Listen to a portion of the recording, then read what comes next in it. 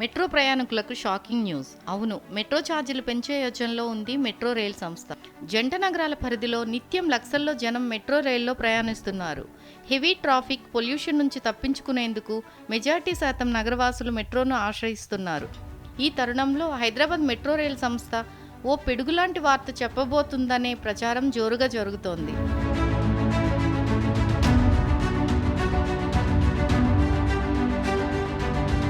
గత financial year ముగిసేసరికి metro rail నిర్మాణ సంస్థ ఎల్&టీ 6,500 కోట్ల నష్టాల్లో ఉన్నట్లుగా ఇటీవలే ప్రకటించింది.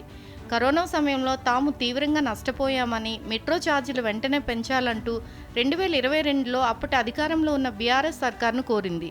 దీంతో అప్పటి ప్రభుత్వం ఫేర్ ఫిక్సేషన్ కమిటీ ఏర్పాటు చేయాలని కేంద్రాన్ని కోరింది. కేంద్రం metro railway operation and maintenance act 2002 కింద ఓ కమిటీని ఏర్పాటు చేసింది.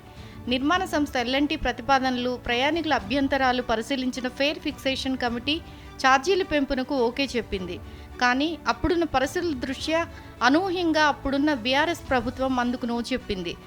ప్రస్తుత పరిణామాల నేపథ్యంలో ఎల్&టీ భారీ నష్టాలు చవిచూస్తున్న వేళ ఛార్జీల పెంపు తప్పేలా కనిపించడం లేదు.